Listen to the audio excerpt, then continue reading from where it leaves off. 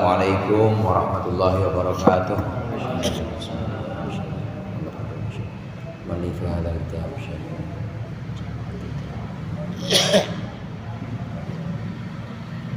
Al-Fatihah. Bismillahirrahmanirrahim. Alhamdulillahirabbil alamin.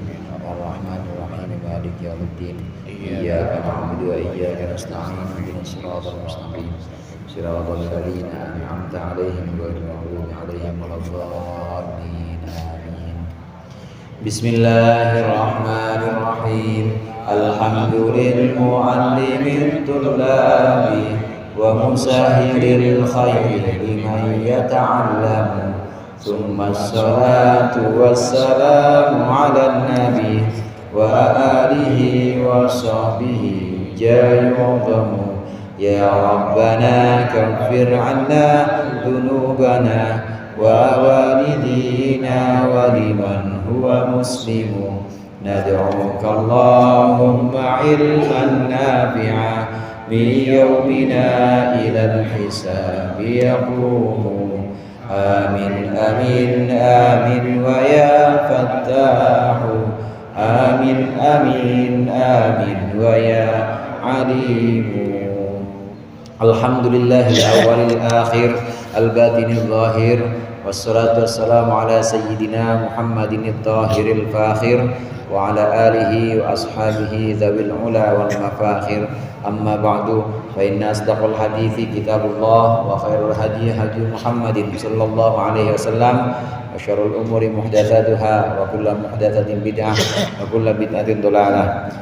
Para ustaz, para alim, segenap hujjaj, hadirin sekalian jamaah Masjid Al-Abror yang dirahmati oleh Allah. Alhamdulillah pada malam hari ini kita melanjutkan kembali pengajian kita, mengaji kitab Tafsir Jalalain. Mudah-mudahan hadirnya kita di sini mendapat ridha Allah, yang akan kita pelajari menjadi ilmu yang bermanfaat dunia akhirat. Amin ya rabbal alamin. Dalam Islam itu ada para nabi dan juga ada para rasul. Semuanya nabi dan rasul itu laki-laki, tidak ada yang perempuan, dan pasti laki-laki yang merdeka. Perbedaannya, kalau para nabi sebagaimana kita tahu menerima wahyu dari Allah dan tidak ada kewajiban menyampaikan wahyu itu kepada umatnya, nabi. Tapi para rasul ini punya kewajiban menyampaikan wahyu yang dia terima dari Allah. Nah, semuanya ini dalam Al-Quran disebutkan, hanya saja jumlahnya ini tidak semuanya disebutkan dalam Al-Quran secara rinci. Para nabi jumlahnya semua 124.000, sedangkan Rasul yang lebih sedikit, Rasul ini 313. Di antara 313 yang diceritakan dalam Al-Quran atau yang disebut namanya dalam Al-Quran, ini ada 25 yang kita kenal itu. Nah, pembahasan kita sampai pada surat Shad, di mana surat ini juga dikenal dengan surat Daud. Setelah menceritakan tentang Nabi Daud, pada bagian berikut ini Allah menceritakan kita tentang kisah Nabi Sulaiman bin Daud. Nabi Sulaiman ini adalah putra dari Nabi Daud. Ada di surat Shad ayat 30 yang akan kita baca berikut ini. Qala Allah Ta'ala wa huwa asdaqul qailin wa wahabna li Dawud Sulaiman ni'mal 'abdu innahu awwab. إذ عرض عليه بالعشي الصافنات الجياد فقال إني أحببت حب الخير عن ذكر ربي حتى توارت بالحجاب. ووهبنا لداود سليمان, dan kami berikan kepada Daud seorang anak namanya Sulaiman, ibnahu, yaitu anaknya Daud. Ni'mal abdu, itu sebaik-baiknya hamba adalah Sulaiman itu. Ai Sulaimanu, Sulaiman adalah sebaik-baiknya hamba. Innahu, sesungguhnya Sulaiman, awwabun ay raja'un, adalah orang yang sering kali kembali fit tasbihi, dalam tasbih, wa dzikri, dan zikir, fi jamil awqati, dalam seluruh waktu. ketika didatangkan alaihi kepada Sulaiman, ingatlah ketika didatangkan kepada Sulaiman bil asyiyi di waktu sore. Asyiyi itu waktu ma ba'da zawali, yaitu waktu setelah zuhur. Didatangkan as-safinatu al-khailu, kuda-kuda. Jam'u safinatin ini adalah jamak lafaz safinah. Maksudnya kuda-kuda. Wahil qaimatu ala thalathin, yaitu yang berdiri di atas 3 kakinya atau 3 kaki dan lengannya. Wa qamat al-ukhra, dan berdiri yang lainnya. Ala tarfil hafiri, di ujung kaki.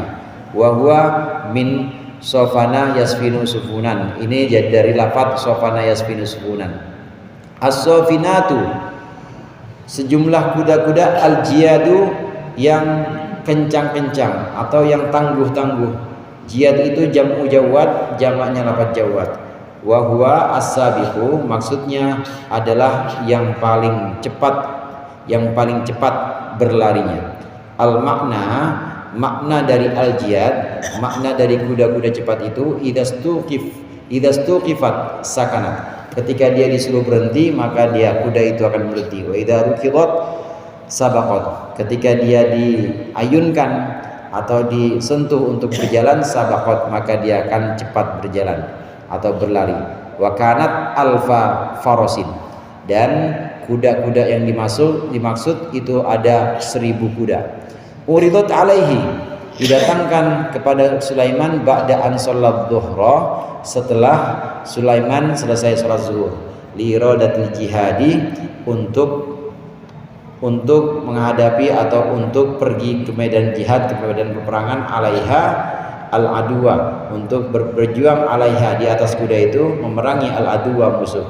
Fa inda bulughil aradi, maka ketika telah sampai didatangkan minha, dari kumpulan kuda itu didatangkan tis'amiatin 900 kuda. Gharabat asyamsu, maka terbenamlah asyamsu, matahari. Walam yakun sholal asra, walam yakun, dan Nabi Sulaiman belum sholat al-asra, akan sholat asar. Fagtamma, maka bersedihlah Nabi Sulaiman. Faqala, maka berkata Nabi Sulaiman, inni ahbabtu ay syamsu, inni ahbabtu, aku ay aradtu, aku ingin, hubbal khairi, mencintai atau menginginkan kebaikan. Ail khairi, maksudnya kuda. An dzikri rabbi, jauh dari mengingat Tuhanku. Ay salatil asri, maksudnya salat asar. Hatta tawarat, sehingga tertutupi, hilang asyamsu, matahari. Bil hijabi, dengan hijab atau dengan penghalangnya. Maksudnya ay istatarat bima yahjubuha anil absar, matahari itu tertutup dengan sesuatu yang menghalanginya, anil absari, dari pandangan mata. Ayat 30 dari surat Shad ini menjelaskan kepada kita Allah mewariskan kerajaannya Daud kepada anaknya, yaitu Sulaiman bin Daud.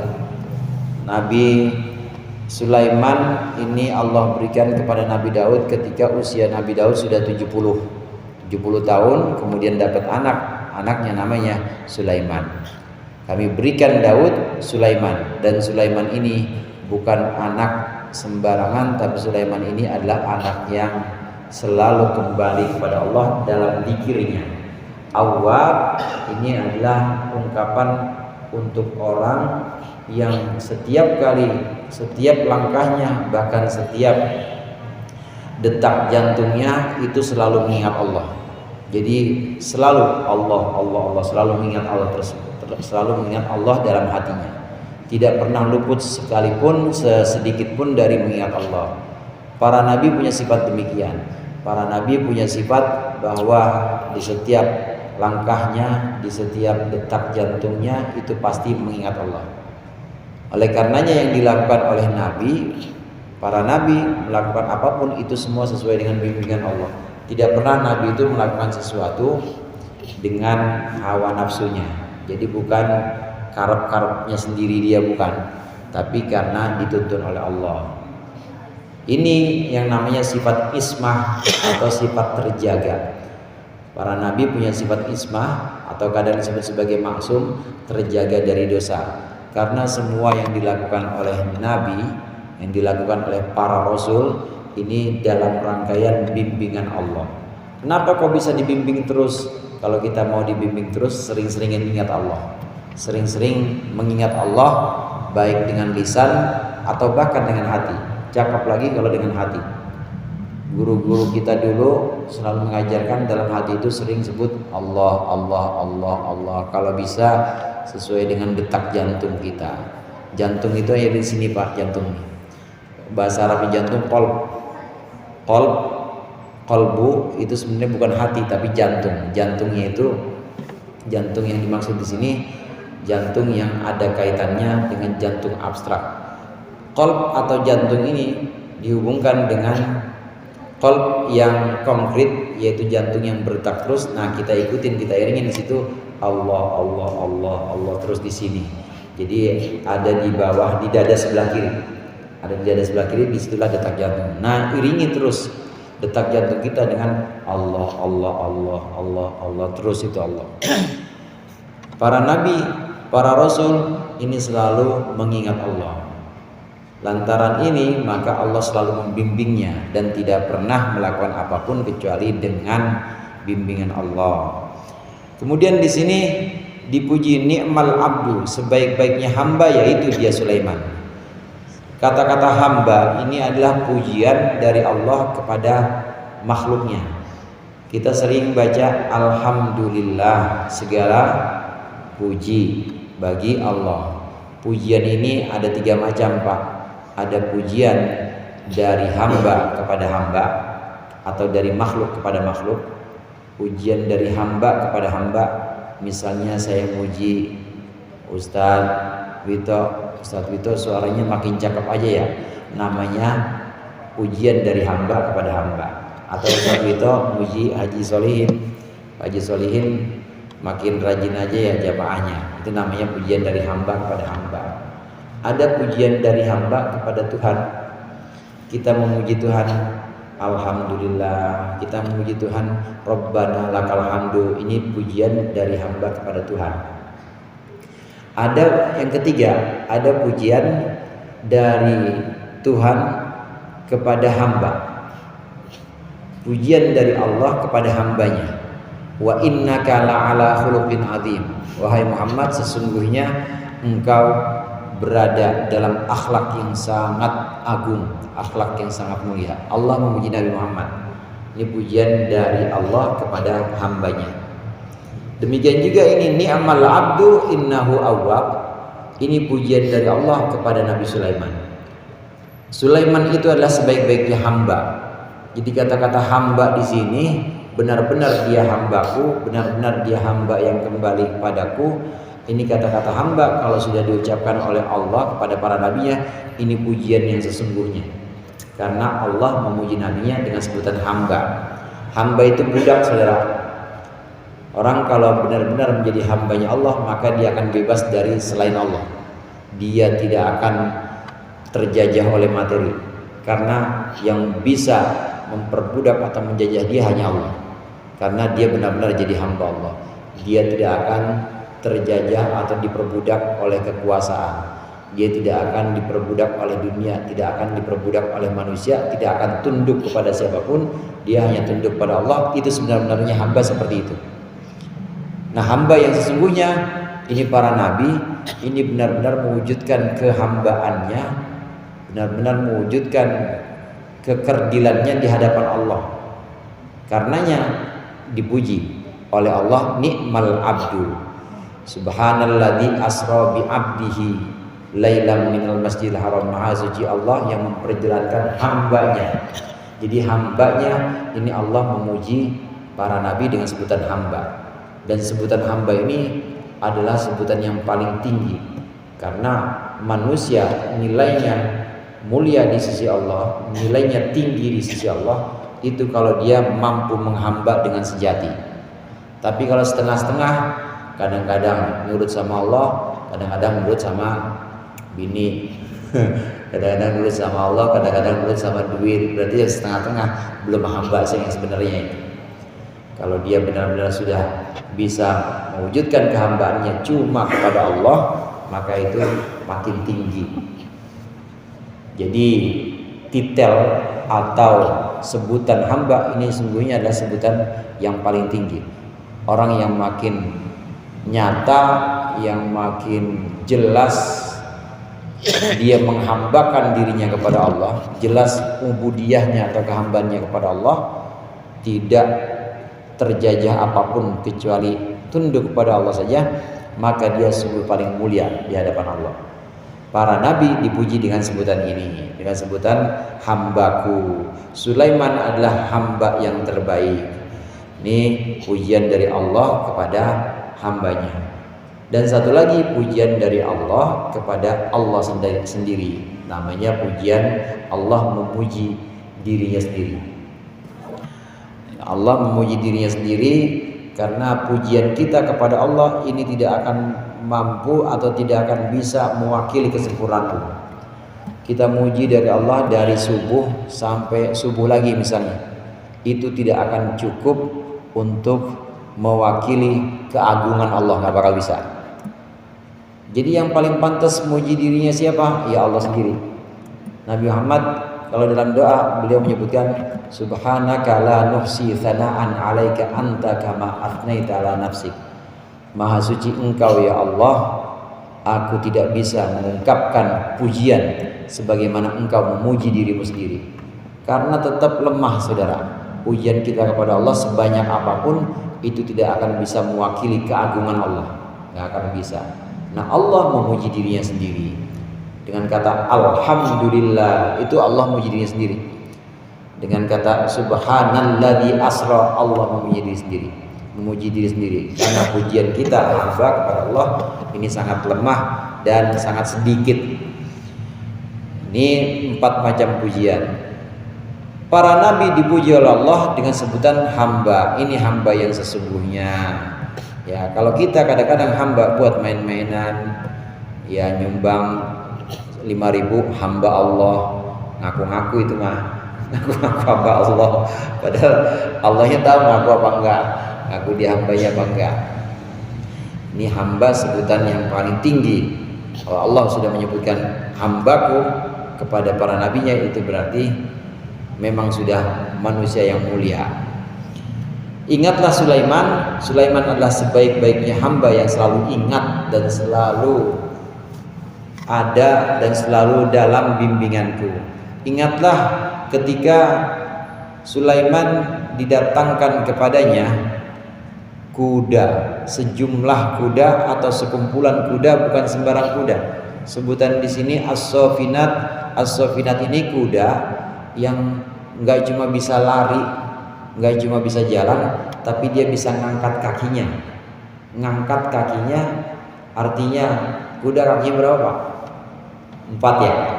Itu dia bisa ngangkat kakinya dalam jangka waktu yang lama. Jadi dia injek 4 begini, 1 diangkat. Ini kalau udah begini ini namanya kuda cakep. Jadi kalau kuda cakep itu dia bisa ngangkat kakinya belakang, bisa buat nendang lawan juga. Kaki kanannya, tangan depan, kaki depannya bisa diangkat juga. Ini berarti as-safinat, kuda-kuda yang cakep, kuda yang mahal-mahal atau kuda yang unggul. As-safinat ini kuda yang bisa mengangkat kakinya. Jadi diangkat 1 kakinya, yang 3 tetap napak, tapi yang 1-nya diangkat. Kaki belakang kanan, belakang kiri bisa diangkat. Kemudian kaki depan satu-satu, kaki depan kanan, kaki depan kiri bisa diangkat. Jadi bisa buat melawan musuh juga. Didatangkan kepada Nabi Sulaiman kuda-kuda, sekumpulan kuda yang sangat tangguh dan bisa mengangkat kakinya. Istilah di Al-Qur'an di sini as-safinat. Kuda-kuda unggulan untuk berperang. Bukan cuma kuda yang bisa mengangkat kaki dan bisa melawan musuh, tapi al-jiyad. Al-jiyad ini yang larinya kencang, Pak. Jadi balap juga, tapi perang juga. Kuda balap juga, kuda perang. Jarang ini terkumpul dalam satu jenis. Biasanya kalau buat balap, balap aja. Tapi kalau buat nendang lawan belum tentu bisa. Kalau buat perang, buat nendang lawan bisa. Tapi kalau buat balap nggak bisa, biasa aja. Jalannya kenceng aja, nggak kenceng banget. Kalau ini al-jiyad ya kenceng banget, tapi juga bisa buat nendang lawan, bisa juga buat ngelawan. Ini didatangkan kepada Nabi Sulaiman sekumpulan kuda yang cakep-cakep, kuda unggulan untuk dipergunakan di medan peperangan melawan orang-orang kafir. Jumlah kudanya bukan cuma 100, 200, tapi 1000, dan semuanya kuda unggulan. 1000. Selesai sholat zuhur, Nabi Sulaiman didatangkan oleh pembantu-pembantunya, ini kuda-kuda sudah siap. Datang 100, 150, terus bergelombang datang. Nah sampai akhirnya 900 datang semuanya. Pas sampai 900 itu udah masuk waktu asar, udah habis, udah akhir. Imam Jalalain menjelaskan di sini menjelang waktu maghrib sampai 900. Sampai 900 itu sudah hampir dihadirkan semua kuda-kuda unggulan ini. Tapi waktu itu sudah waktu asar sudah hampir habis. Jadi udah mentok, udah pengen maghrib. Nabi Sulaiman sedih. Kenapa sedih? Karena belum sholat asar. Ngurusin kuda-kuda yang begini sampai hampir lewat sholat asarnya. Ini penyesalan para nabi, kesedihan para nabi.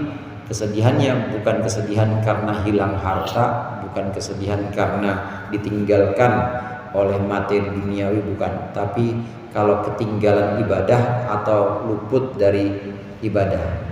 Karena musibah yang sesungguhnya, saudara, musibah yang sesungguhnya adalah musibah agama. Kita nggak bisa sholat subuh, musibah agama tuh.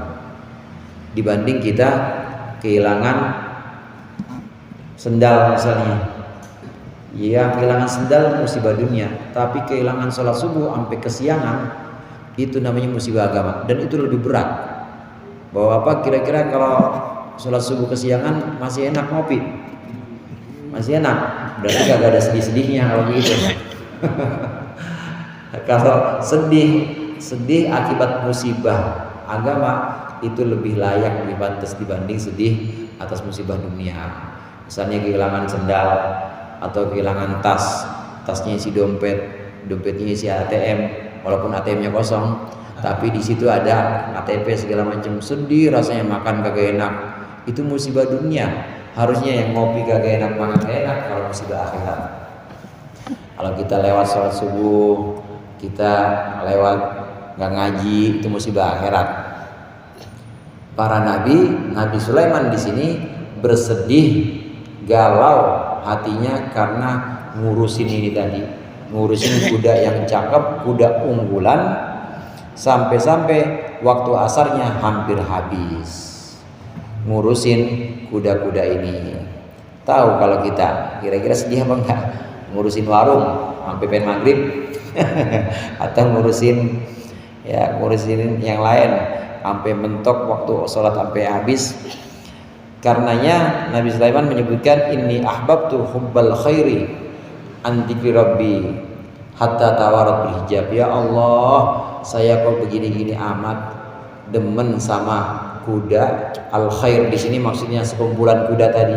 Ya Allah, kok saya seperti ini, kok saya menyukai kuda-kuda unggulan ini sampai matahari hampir tenggelam, sampai matahari ini hampir terbenam, sehingga luput atau lupa sholat, mengingat Tuhanku, maksudnya sholat asar di sini. Kesedihan Nabi Sulaiman, saudara, ini kesedihan akibat musibah agama, bukan musibah dunia. Karena hampir mentok-mentok, hampir gak sholat asar, musibah agama. Sayyidina Umar juga begitu. Sayyidina Umar pernah bukan gak sholat, tapi gak jamaah. Sholat mah bisa sendiri, tapi ketinggalan sholat jamaah gara-gara nengokin kebun.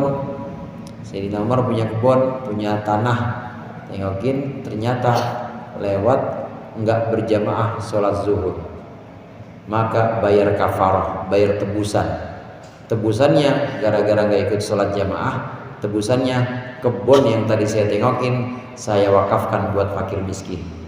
Ada yang begitu sini?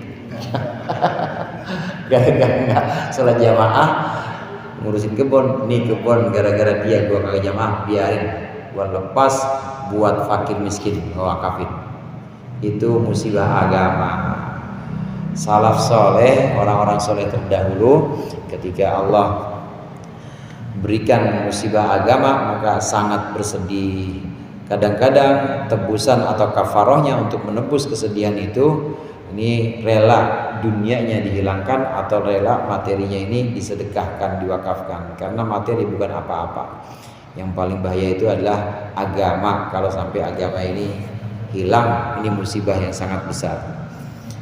Nabi Sulaiman bersedih karena ngurusin kuda-kuda yang unggul tadi, kuda-kuda cepat sampai 900, udah hampir selesai. Kan tanggung itu ya, tanggung. Mana lagi 100 lagi? Kalau orang kita mah tanggung lah, tanggung 100 lagi, orang kata 1000, janjinya 1000 mau didatangkan kuda, tapi baru 900, ternyata udah hampir maghrib.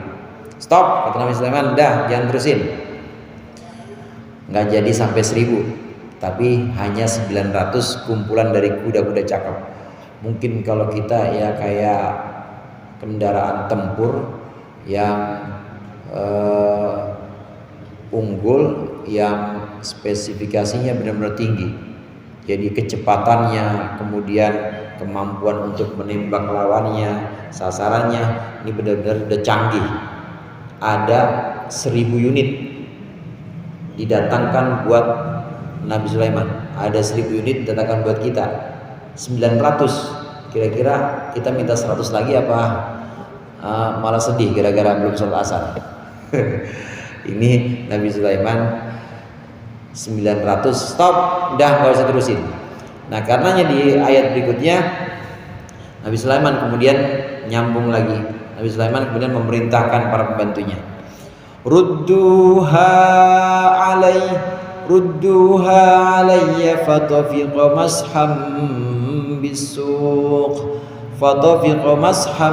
bisuqi wal a'naq. Rudduha, datangkan oleh kalian kumpulan kuda-kuda itu, kuda-kuda unggul itu. Rudduha, datangkanlah oleh kalian kumpulan kuda-kuda itu. Alayya, kepadaku, al khayla al ma'rudata, maksudnya kuda-kuda yang sudah disediakan tadi. Faradduha, maka para pembantunya mendatangkan kuda-kuda itu. Jadi terus, tapi bukan buat dielu-elukan, bukan buat dirawat. Fatafiqa mashan, maka Nabi Sulaiman mulai memegang bilahmiha, daging kuda itu. Fa'awadahu Allahu khairan minha. Fa'awadahu mashan bisayfi. Nabi Sulaiman memegang mashan, memegangnya bisayfi dengan pedang. Bisuqi, kepada betis-betis, maksudnya jam'i saqin, ini jamak dari saq. Wal a'naqi, dan juga kepada leher dari kuda itu. Aidabahaha, maksudnya Nabi Sulaiman menyembelih kuda-kuda tadi. Wa qata'a arjulaha, memotong kaki kumpulan kuda tadi. Ini disembelih, dipotong taqarruban ilallahi, karena bertaqarrub kepada Allah Ta'ala. Haitsu ishtaghala biha, di mana Nabi Sulaiman sibuk dengan kuda itu, anis sholati, lalai dari sholat. Wa tasaddaqa, dan Nabi Sulaiman bersedekah bilahmiha, dengan daging kuda tadi.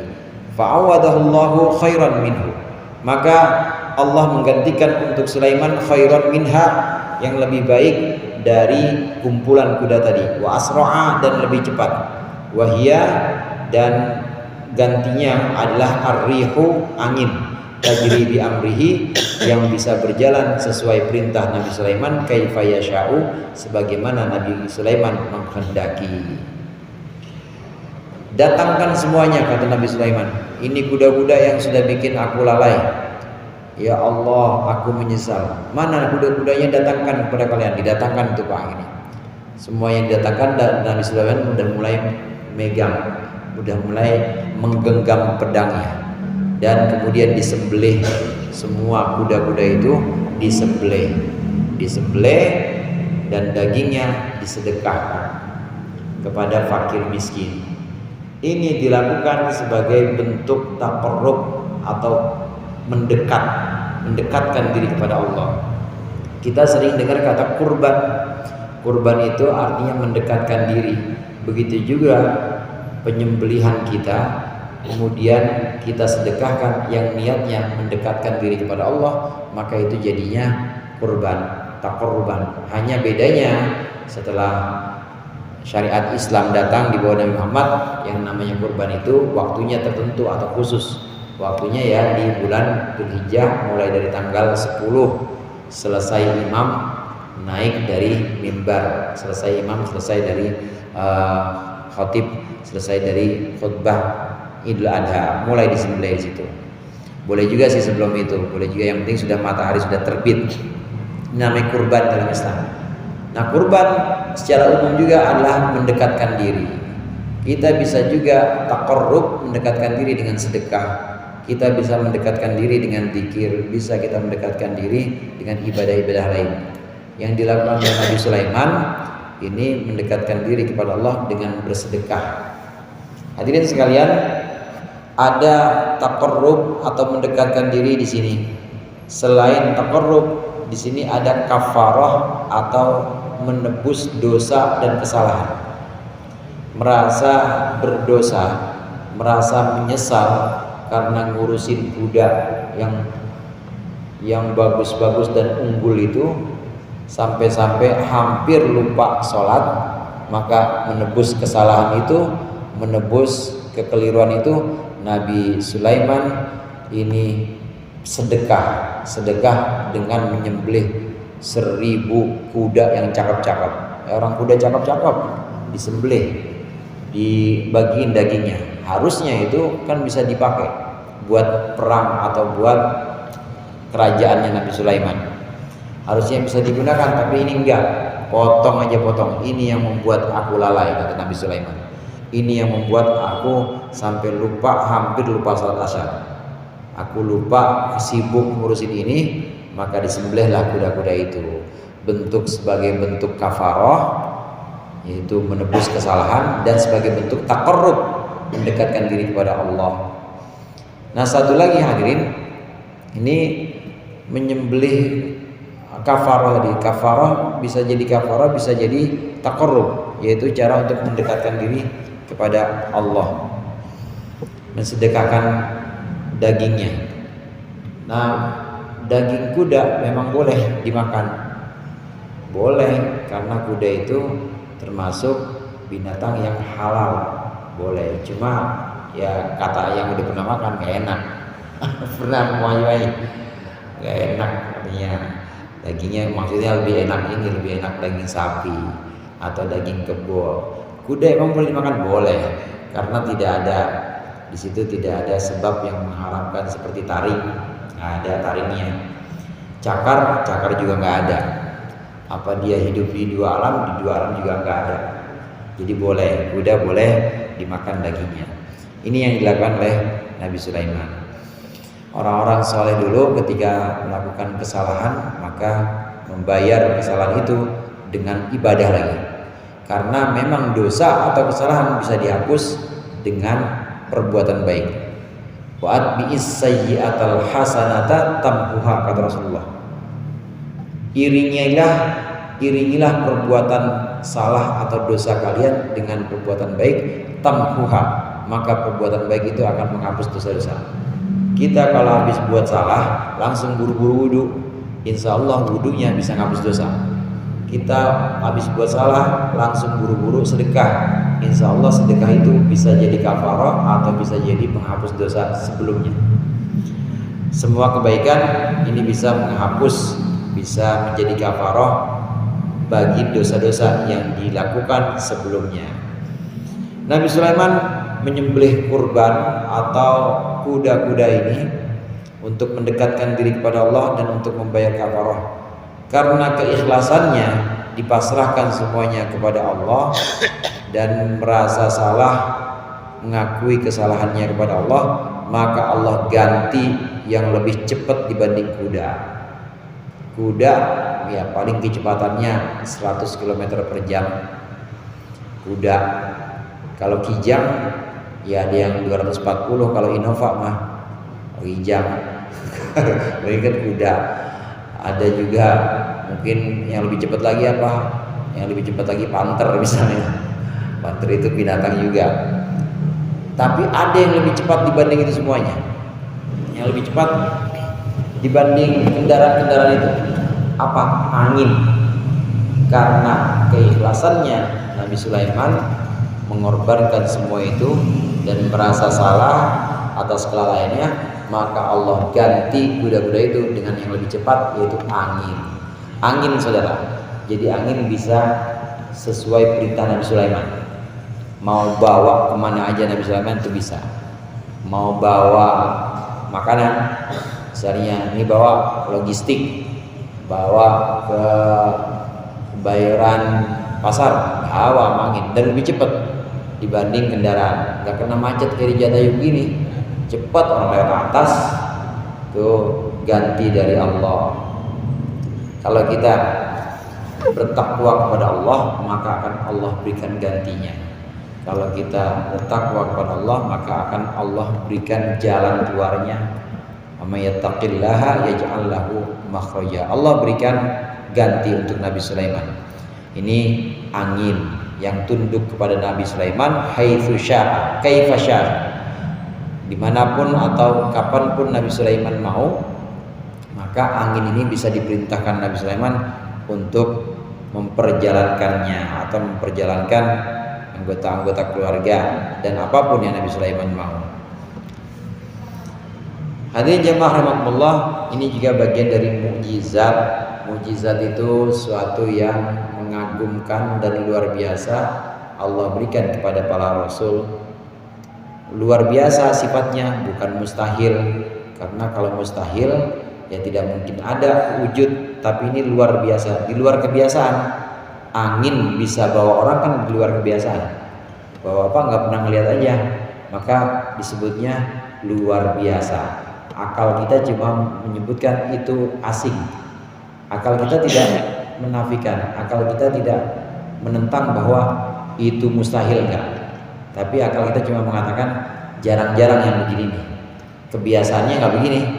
Kebiasaannya angin mah nggak bawa apa-apa kebiasaannya. Maka disebutnya luar biasa. Itu mujizat. Mujizat itu suatu yang luar biasa, tapi bukan yang mustahil. Kalau mustahil selamanya, yang namanya mustahil itu nggak ada. Mustahil itu selamanya nggak ada. Mustahil cuma ada dalam pikiran. Mustahil sering saya contohkan, mustahil itu anak lahir duluin bapaknya, itu mustahil. Nah itu selamanya nggak ada. Tapi kalau angin bawa Nabi Sulaiman, air bisa dibelah oleh Nabi Musa, kemudian bulan dibelah oleh tangan Nabi Muhammad, itu bukan mustahil. Itu termasuk yang jaiz atau bisa terjadi. Hanya saja akal kita sering menghukuminya, akal kita menghukuminya sebagai jarang-jarang terjadinya.